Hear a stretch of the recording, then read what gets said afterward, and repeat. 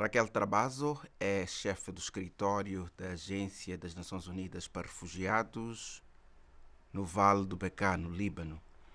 Foi uma noite difícil. Ataques a pessoas que já fugiam de outros conflitos. Raquel, vamos começar por aí. Como é que está o estado de espírito na área em que está depois destes últimos ataques? Eu acho que o estado de espírito geral é de bastante medo, acho que em primeiro lugar, e sofrimento caminhando para a raiva, porque realmente a gente está falando de uma situação de magnitude e velocidade também sem precedentes aqui no Líbano, né?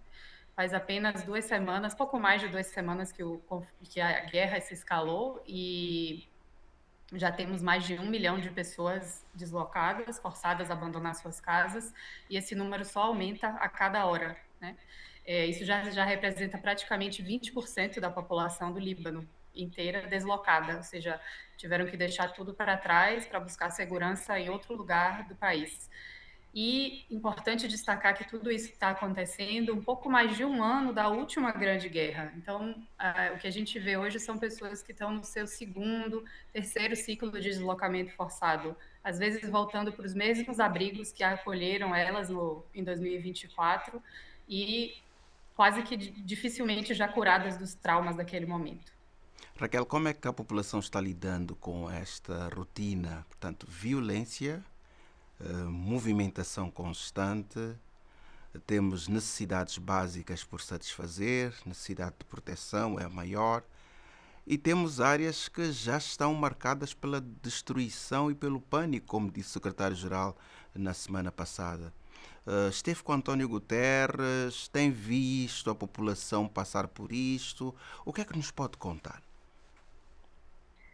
Bom, justamente, eu acho que os movimentos de população e a situação do dia a dia tem sido muito difícil, porque hoje não se pode falar necessariamente de uma zona segura no país, mas sim uma menos insegura.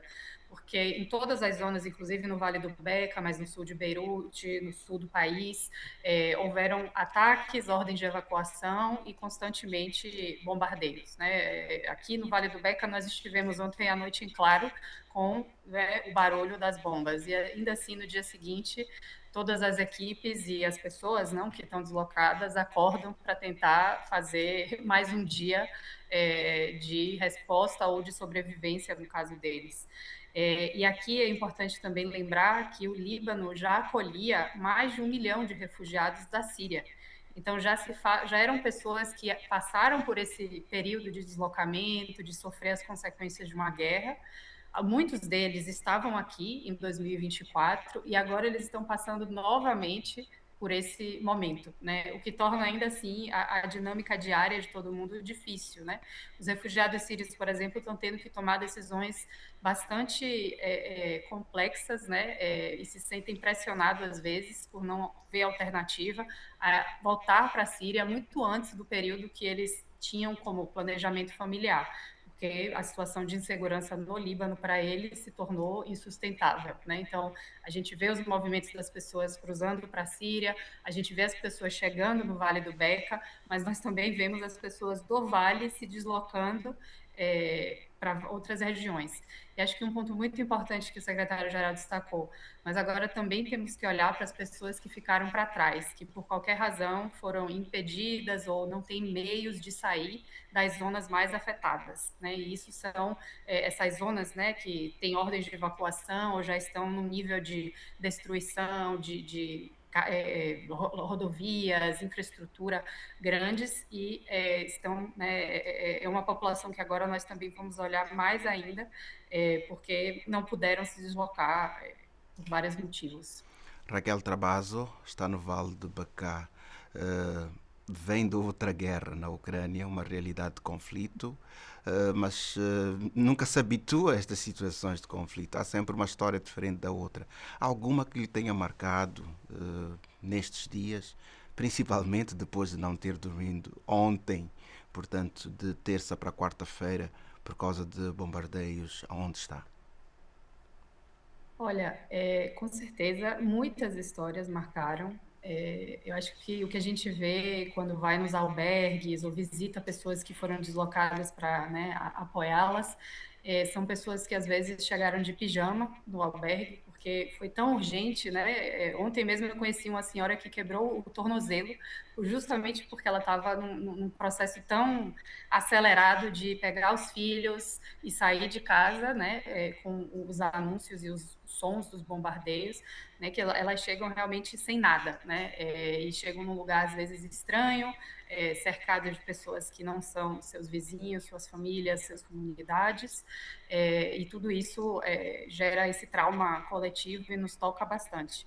Agora, acho que a história que mais impressionou todo o Acnu é o de uma senhora, que eu contei isso já em outras entrevistas, de mais de 90 anos, que em 2024 ela perdeu 11 membros da sua família, e esse ano ela se vê novamente deslocada com o único membro remanescente, que é seu neto, no mesmo abrigo que a acolheu em 2024. Então, essas histórias de retraumatização, de um novo ciclo de deslocamento, com certeza são muito marcantes, porque é um povo que quase que não consegue se restabelecer, porque a paz não está, né, por enquanto, na mesa para eles.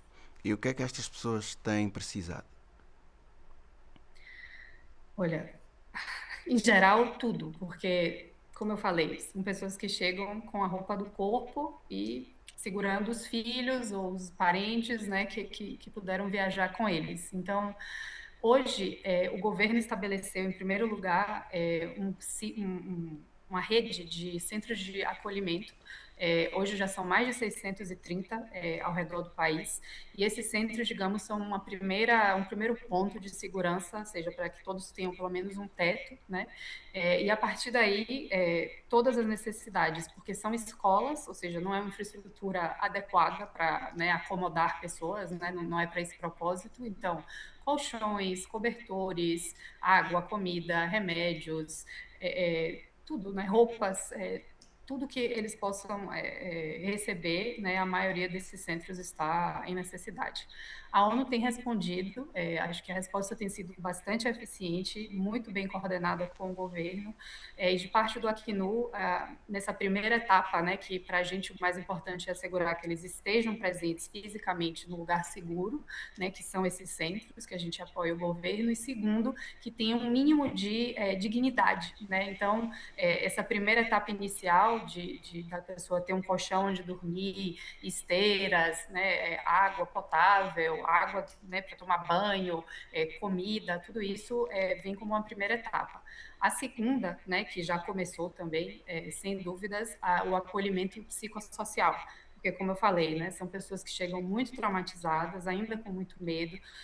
Para ter uma ideia, 35% das pessoas deslocadas são crianças, né? Então, você, do 1 milhão que existe a essa hora, né, amanhã talvez seja mais. Então, o apoio também emocional para as pessoas se estabilizarem e poderem lidar com esse momento de vida é fundamental, né? Então, atividades recreativas para as crianças, grupos, né, de conversa, terapia e informação, porque eles chegam em lugares que eles não conhecem nada nem ninguém. Então, até saber onde é a clínica do bairro, onde, né, comprar no supermercado, onde buscar apoio se eles precisarem, né, de reunião familiar, né? Nós temos famílias que né, na urgência de sair também se separaram, né, inclusive crianças. Então, tudo isso acaba sendo dado nesse momento. E para as pessoas que ficaram para trás, a ONU também tem organizado comboios humanitários, né, com caminhões de assistência, que nas janelas, digamos, de intervalos entre as hostilidades, quando há segurança suficiente, esses caminhões de ajuda humanitária também chegam a essas zonas que hoje são de alto risco e de mais difícil acesso. O que é que tem a dizer aos familiares no Brasil? Sabemos que há uma grande comunidade de libaneses brasileiros ou brasileiros libaneses no Vale do Beká. O que é que diria aos familiares depois de testemunhar tudo isto e, acima de tudo, olhando para o futuro, estando no meio deste conflito?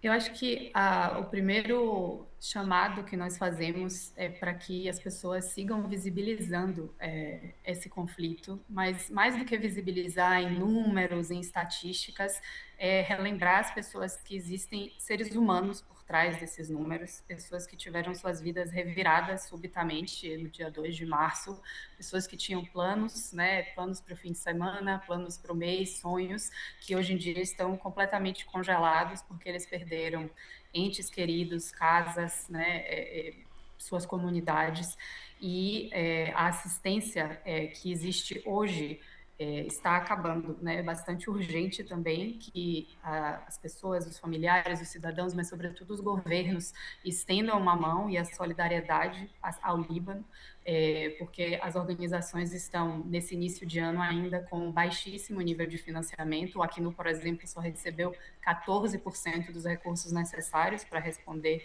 a essa crise. Nossos estoques, assim como de outras agências, estão a ponto de acabar.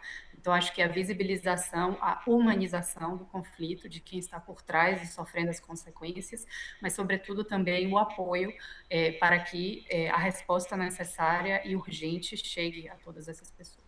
Algo mais a dizer de quem está na linha de frente deste conflito e principalmente, portanto, apoiando gente que vai deixando os seus lares a cada minuto. Acho que o meu chamado realmente é que nós lembremos que por trás dos números existem mães, filhos, avós, profissionais, estudantes que realmente estão numa situação de muita vulnerabilidade e que precisam urgentemente da ajuda da comunidade internacional, tanto para atingir a paz, como para ter uma existência digna enquanto essa paz não chegar para eles. Muito obrigado, Raquel Trabazo. Nossa solidariedade às vítimas e a vocês, não é? Que estão a prestar socorro. E até breve. Até breve. Obrigada pelo espaço.